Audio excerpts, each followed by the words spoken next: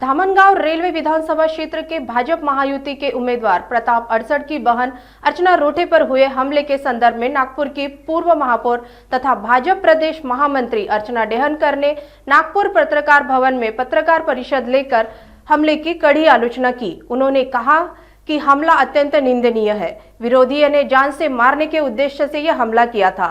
इस हमले की जांच होनी चाहिए, साथ ही दोषियों पर कार्रवाई की जानी चाहिए। डेहनकर ने अनिल देशमुख के हमले को सोची समझी साजिश कहा। मी या ठिकाणी आपल्याला सांगू इच्छिते की महाराष्ट्रामध्ये महायुती सरकारच्या माध्यमातून लाडक्या बहिणींकरता ज्या योजना राबवल्या गेल्या त्यामुळे संपूर्ण महिला समाज महिला वर्ग हा महायुतीच्या बाजूनी आहे आणि म्हणून महाविकास आघाडीच्या पायाखालची वाळू आता सरकारला लागलेली आहे आणि त्यामुळे आज अशी विदर्भामध्ये घटना घडली की आमच्या प्रताप अडसठ जे आमचे उमेदवार आहे धामनगाव रेल्वेचे त्या ठिकाणी आमची जी कार्यकर्ता आहे अनेक वर्षापासून म्हणजे अरुणराव अडसठांची कन्या जी अनेक वर्षापासून पश्चिम विदर्भामध्ये ताकदीने काम करते आणि कार्यकर्त्यांमध्ये अक्का म्हणून ओळखली जाते अशी जेव्हा ही आमची कार्यकर्ती प्रचार संपवून घरी जायला निघाली संध्याकाळच्या वेळेला 8:45च्या संदर्भामध्ये ही घटना घडलेली आहे।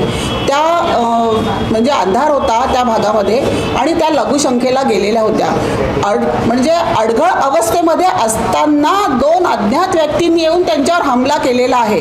कारमध्ये त्यांच्यासोबत 2 कार्यकर्ते होते पण निश्चितच या ठिकाणी आपण देखील समजू शकता की एखादी महिला जर गाडीमधून उतरून लघुशंकेलाच गेली असेल तर नॅचरली 2 पुरुष हे गाडीमध्येच बसून राहणार आहे आणि त्यामुळे त्यावेळेला त्या एकट्या होत्या। अशा परिस्थितीत त्यांच्यावर वार करून 2 व्यक्ती त्या ठिकाणून निघून गेले।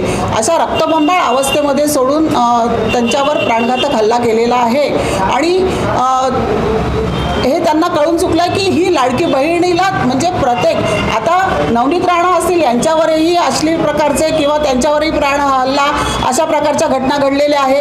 आमच्या यवतमाळमध्ये सुद्धा म्हणजे आमच्या ज्या महिला कार्यकर्त्या युवकांकरता म्हणजे उमेदवाराच्या प्रचाराकरता निघाल्या त्या महाविकास आघाडीचे नेते किंवा उमेदवार म्हणतात की भारतीय जनता पक्षाने नागिनी सोडलेल्या आहे। अहो नागिनी ज्या सोडल्या आहेत ना तुम्हाला डंग मारणारच आहेत आणि ते 20 तारीख